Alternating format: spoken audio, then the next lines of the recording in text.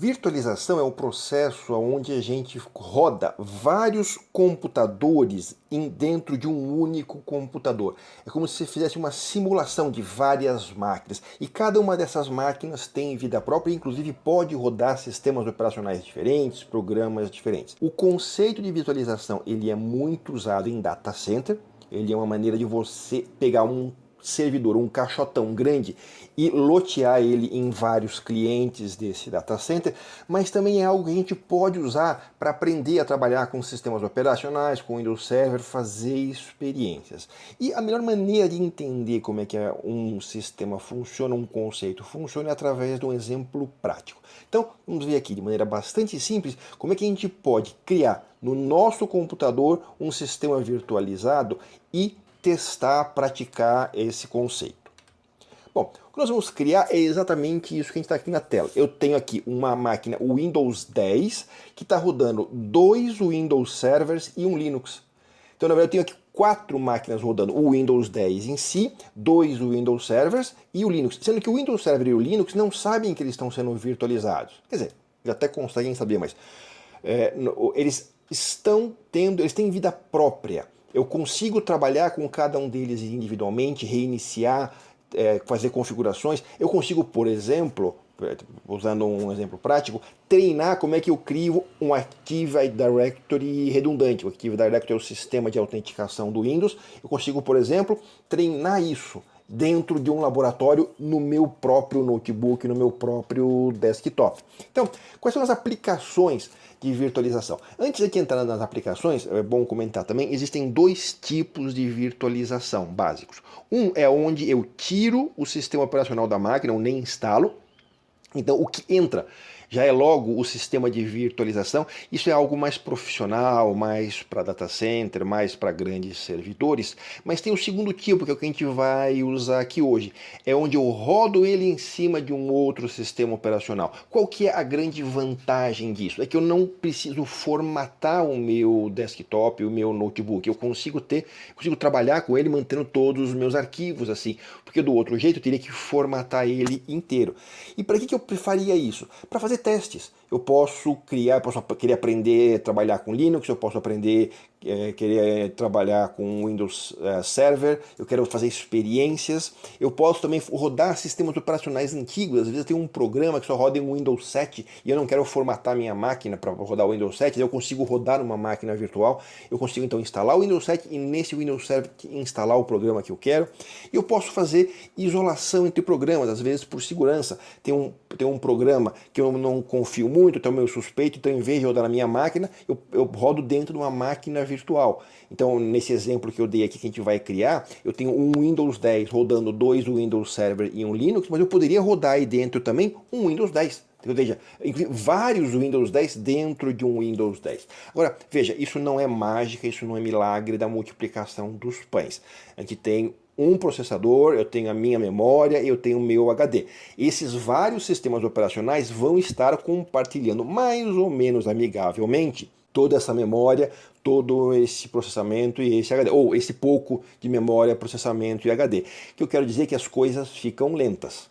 Então, eu não vou fazer, a não ser que eu tenha uma máquina realmente muito parruda, com um processador excelente, ou às vezes uma máquina com vários processadores. Se eu não tenho isso, eu vou ter problemas de performance. Mas, se eu estou fazendo testes, se é para esse tipo de aplicação, se eu estou treinando, isso é excelente. Por quê? Eu posso instalar um Windows Server, fazer uma instalação errada e eu simplesmente mato essa máquina virtual e crio uma nova. Ou então eu crio uma máquina virtual e faço cópias dela. E aí eu vou testando o que eu quero testar e vou simplesmente apagando. Então é muito mais fácil de eu fazer esse tipo de coisa.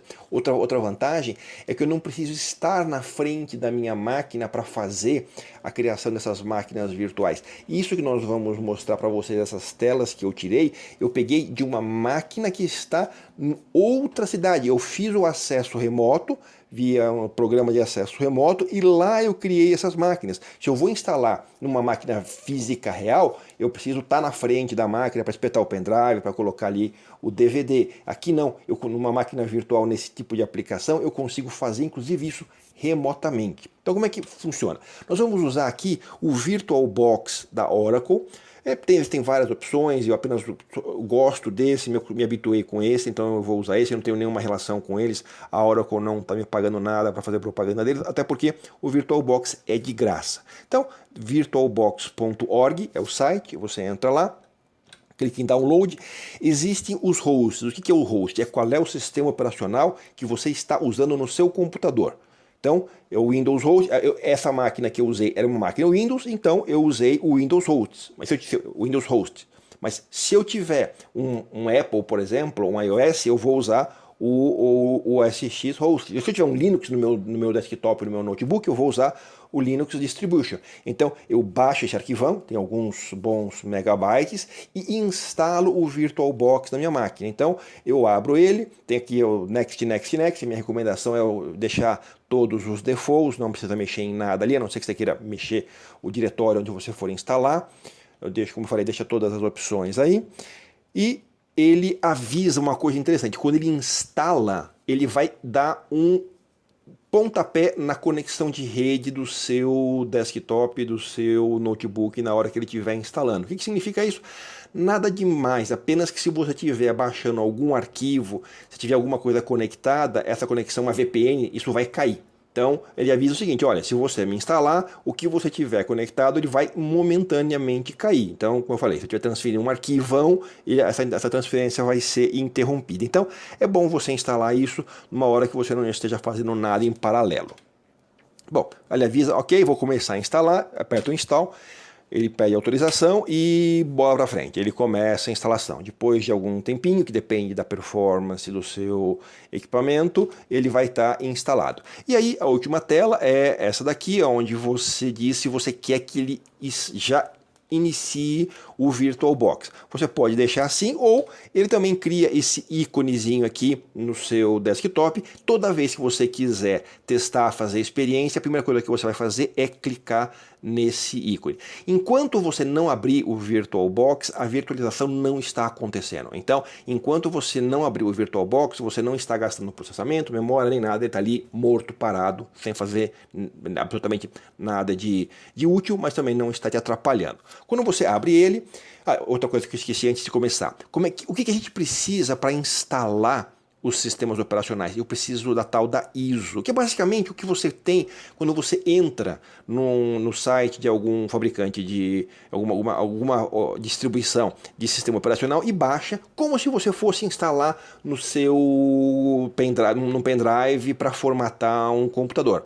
Então, aqui é o caso, por exemplo, da Ubuntu. Você vai lá, entra no site da Ubuntu, clica em download, e você baixa isso. Aqui é para você baixar o Windows Server, a mesma coisa. A Microsoft tem uma versão de 6 meses gratuito que você pode instalar. E o interessante é que, como as máquinas virtuais, você cria e formata e apaga elas quantas vezes você quiser, então você pode ir instalando e brincando, testando, fazendo experiências com o Windows Server também sem nenhum problema. De qualquer maneira, o que você fica é com vários arquivões .iso, .iso. São esses os arquivos que a gente vai usar. Então aqui eu tenho um arquivo para o Windows Server, para o Windows 10 e para o Ubuntu, mas se você tiver do Red Hat, se quiser o Windows 7, todo e qualquer programa instalável .iso eu posso usar e instalar dentro de uma máquina virtual, tá bom? Então baixa esses arquivos aí. Aqui é executando o VirtualBox. Então ele não tem ainda nenhuma máquina virtual criada. Por alguma razão eles usam também o mesmo símbolo pinguinzinho, parecido com o do Linux, mas aqui até onde eu entendo não tem muita coisa a ver. Nunca fui atrás de por que razão que eles usam o pinguim. Se alguém souber a resposta, coloca aí nas observações, nos comentários, por favor.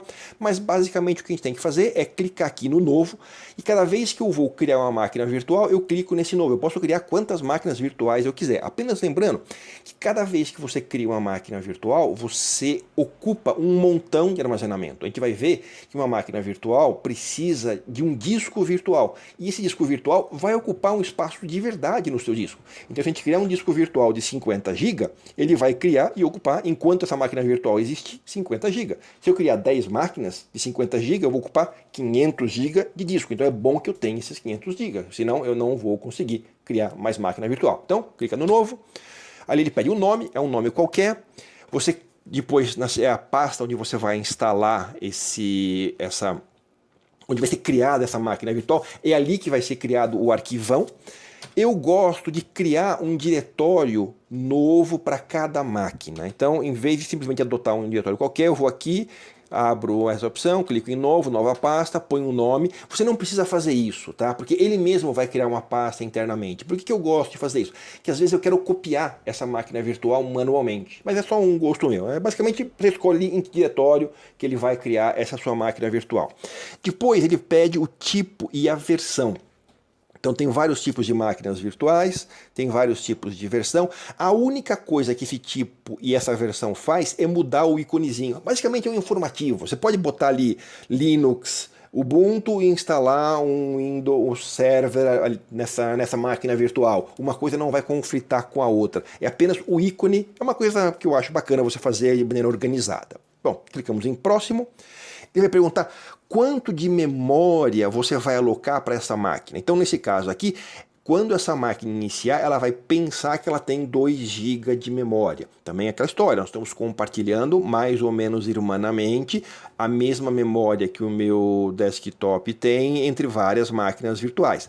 Eu já testei com coisas abaixo de 2 GB, muitos sistemas operacionais nem instalam direito. Então, coloca pelo menos 2 GB. Agora, se você vai fazer uma experiência com algum software que precisa de muita memória, você pode aumentar esse valor. Não é que ele vai sugar toda essa memória, mas até porque os sistemas operacionais têm memória virtual também, que é uma outra história.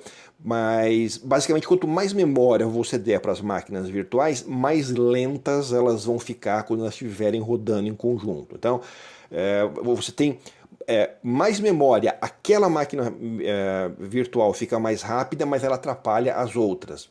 Então, se eu tiver várias máquinas virtuais se atrapalhando, eu vou ter um problema de performance. Não que não vá funcionar, apenas que as coisas vão ficar lentas. Vocês podem brincar com esse parâmetro, façam experiências. A minha recomendação é manter aí ao redor desses 2 GB, 2048 MB de memória, é uma boa para começar a explorar. Aí ele pergunta sobre o disco virtual que ele vai criar. Esse software tem várias opções, a gente não vai entrar em detalhes em todas elas, então minha recomendação apenas deixa com a opção por default aqui. Aqui também deixa a opção default, dinamicamente alocado. Qual é a diferença entre dinamicamente alocado e tamanho fixo? Quando você fala tamanho fixo, ele já cria aquele discão na hora. Se é dinamicamente, ele vai crescendo automaticamente. A diferença aqui, com o tamanho fixo, ele demora mais para começar. Então, eu prefiro dinamicamente alocado. Ele fica um pouco mais lento na hora de executar, mas a maioria das vezes o problema não é performance. A maioria das vezes eu quero testar, fazer experiências. Então, eu quero criar máquinas virtuais rapidamente. E a maneira mais rápida é esse dinamicamente alocado. Também façam as experiências.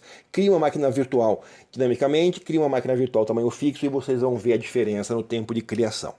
Aqui é onde você indica qual é o tamanho do disco que essa máquina vai ter. Então, assim como essa máquina vai pensar que tem uma certa quantidade de memória, essa máquina vai pensar que ela tem um disco ali com uma certa quantidade. Aqui eu estou dizendo que ele vai ter 50 GB. E lembrando que isso quer dizer que ele vai alocar, ele vai eventualmente usar 50 GB do seu HD. Então também tem que tomar cuidado com o seu espaço espaço livre em disco. Está criado o sistema, essa nova máquina virtual. Tem algumas informações adicionais, que não vai entrar em detalhes agora. Como eu falei, o VirtualBox tem bastante opção, tem bastante coisa para vocês estudarem, mas a máquina virtual está criada. Mas ela não tem ainda nenhum sistema operacional. Ela é como se ela fosse uma máquina, um hardware que você acabou de comprar. Então agora o que a gente faz é clicar aqui em iniciar. Essa máquina ela vai efetivamente começar, mas ela vai falar, opa, eu não tenho nenhuma ISO, eu não tenho nenhum sistema operacional instalado. O que você quer que eu instale? Eu aqui, já nesse equipamento, eu já instalei o ISO do Windows, então ele está aparecendo ali, mas eu não quero. Eu vou fazer uma experiência, eu vou mostrar para vocês como é que a gente adiciona uma ISO nova, que eu baixei a ISO do Ubuntu, então eu vou adicionar nessa lista o Ubuntu. Então a gente clica aqui nessa pastinha amarela, ele abre as opções das ISOs que estão instaladas, ou seja, dos sistemas operacionais que estão prontos para serem instalados nas máquinas virtuais, é só o arquivão de instalação. Eu clico em acrescentar. vou lá no download onde eu baixei o Ubuntu, seleciono ele e dou em abrir. Pronto, agora além do Windows Server e do Windows 10, eu também tenho o Ubuntu como opção para criar nas minhas máquinas virtuais. Eu vou reaproveitar esses arquivos várias e várias vezes. Cada vez que eu precisar instalar uma máquina virtual, eles já estão aí.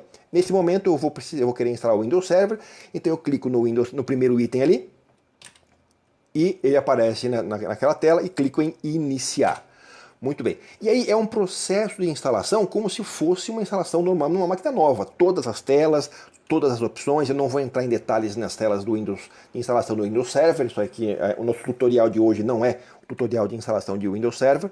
As opções de teclado, de língua. Aqui eu selecionei o Standard Edition, mas esse pacote que você baixa da Microsoft, tem o Windows Data Center Evaluation, que é mais completo ainda. Eu recomendo você selecionar o Desktop Experience, ou a experiência, em português eu não lembro como é que é, mas a experiência de desktop, alguma coisa assim. Porque sem o Desktop Experience, ele só é linha de comando, é uma coisa muito difícil de usar. Então, quando você for instalar, não esqueça de instalar com Desktop Experience. Ah, mas e se eu esqueci de instalar? Ok, você vai lá, apaga a máquina virtual, repete o processo de novo e vida que segue. Você só perdeu um tempinho instalando a coisa errada. É muito legal esse conceito de máquina virtual. Na hora de fazer a instalação, coloca Install Windows Only Advanced, ou seja, você não tem que fazer upgrade nenhum, não tem nada instalado. Então por que o software de instalação da Microsoft pergunta se você quer fazer uma atualização? Não sei, mas então tem que ser a instalação Only, só instalar Advanced. Aí ele vai te pedir para criar, para formatar o disco. Repara que aí tem exatamente aquele disco de 50 GB que a gente criou na tela agora há pouco. Então, o disco que eu criar para essa máquina virtual é o que vai aparecer aí. Então, eu clico em New, mando formatar todo ele e a vida começa. Então, aí, depois de alguns minutos, ele vai, instala, reinicia de novo, até que ele está instalado o Windows Server. Então aí eu tenho dentro do meu Windows 10 esse Windows Server instalado. Inclusive nesse processo ali, criei um usuário, administração e esse tipo de coisa. Para você logar no Windows Server, você tem que dar Ctrl Alt Del. Mas se eu estou dentro de um Windows 10, como é que eu dou Ctrl Alt Del? Se eu der um Ctrl Alt Del ali, eu vou resetar a minha máquina e não o Windows Server. Então tem no menu lá em cima uma opção, tem um menu, essa máquina virtual, cada tela tem um menu e uma desses menus é entrada, teclado e eu tenho ali opções. Então eu clico ali inserir Ctrl Alt Del, ele manda um Ctrl Alt Del para a máquina para eu poder fazer o login. Bom, eu minimizo a máquina virtual e o que eu vejo é isso aqui. Eu tenho ali a informação de que esse meu servidor ele está executando, ele está em operação. Então ele está ocupando memória e processamento e obviamente o disco. O disco ele ocupa, tanto faz se ele está executando ou não. Mas se ele está executando, ele está gastando memória e processamento. E aí, se eu tiver um servidor instalado, se eu tiver software instalado, esses softwares vão estar rodando e vai estar ali como se tivesse um servidor convencional. Novamente, compartilhando a minha máquina, compartilhando o meu processador, deixando a minha máquina um pouquinho mais lenta. Bom, uma coisa que eu recomendo você fazer é, na máquina virtual, mudar a resolução, porque ela vem com uma resolução instalada de 800 por 600, o que muitos programas ficam apertados. E o processo é idêntico a você mudar a resolução de um Windows convencional. Botão da direita, tem várias maneiras, mas uma maneira é botão da direita do mouse. No desktop aparecem as opções ali e você muda o layout. Quando você mudar a resolução, o efeito vai ser esse, é como se você tivesse com um zoom gigante na tela, você não está vendo a tela inteira. Não sei se vocês conseguem reparar, mas existe uma barra de scroll, uma barra de rolagem embaixo e na direita. O que eu gosto de fazer é mudar a exibição. Então ali você vai em visualizar, alternar para modo escalonado e você, o que a máquina virtual faz é encaixar aquela tela gigante numa tela menor, ela escalona. E aí eu consigo então ver a tela inteira. E é muito legal, porque se eu minimizar, se eu encolher essa tela, as letras ficam pequenininhas, legíveis, mas eu consigo perceber que a minha máquina está ali inteira. Se eu clicar no X dessa tela, dessa janela, o que eu vou estar fazendo? Eu vou estar efetivamente dando um pontapé na máquina virtual. Então eu vou estar falando, olha, desliga. É como se eu tivesse dado um botão de apertar, tirado da tomada o servidor. Então quando você aperta no X para você fechar a janela, o VirtualBox te pergunta, o que você quer fazer? Salvar o estado da máquina, então ele vai tirar uma foto e vai parar a máquina, então quando você ligar ela de novo, ela vai estar igualzinha na posição que ela estava, com todos os arquivos e programas abertos. Ele pode ser enviar um sinal de desligamento, que então é dar um check de desligar a máquina de maneira elegante, né, direitinho. Você fala, Windows, desliga aí, até ele fechar. Ou simplesmente, não quero nem saber, desliga a máquina e acabou, que é igual como se você estivesse literalmente puxando a máquina no servidor da tomada. E aí todos os problemas que isso pode ter de arquivo aberto, de corrupção do sistema operacional e esse tipo de coisa. Mas eu tenho essas opções, o VirtualBox te avisa isso. Bom, aqui eu estou fazendo ao mesmo tempo duas criações de máquinas virtuais. Eu não preciso criar uma maquininha de cada vez. Eu criei duas máquinas virtuais, eu não repeti o processo aqui, porque foi basicamente fazer a mesma coisa, mas eu criei duas máquinas virtuais e uma eu estou instalando o Ubuntu e outra eu estou instalando o Windows Server.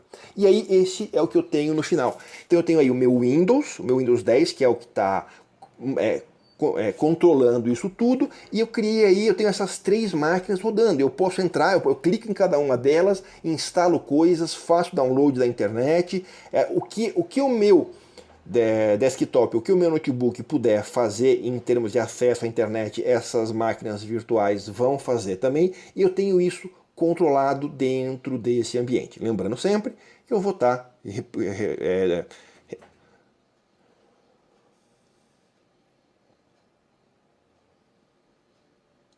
eu vou estar compartilhando a memória e o processamento do meu desktop. Então, não vou, ou tem uma máquina muito parruda, um desktop muito parrudo, ou eu tomo cuidado para não demandar muito processamento, para não instalar coisas que demandem muito processamento ao mesmo tempo, pelo menos nas máquinas virtuais. Por último, se tiverem dúvidas, deixem nos comentários abaixo, que a gente tenta responder o mais rápido possível. Se vocês ainda não assinaram, não esqueçam, porque assim vocês vão ser os primeiros a ficar sabendo quando a gente publicar os nossos próximos vídeos. Se vocês ainda não deram um joinha, por favor, cliquem ali no like, no gostei, porque isso aí realmente ajuda bastante. E por último, tem mais dois vídeos que podem ser interessantes para vocês.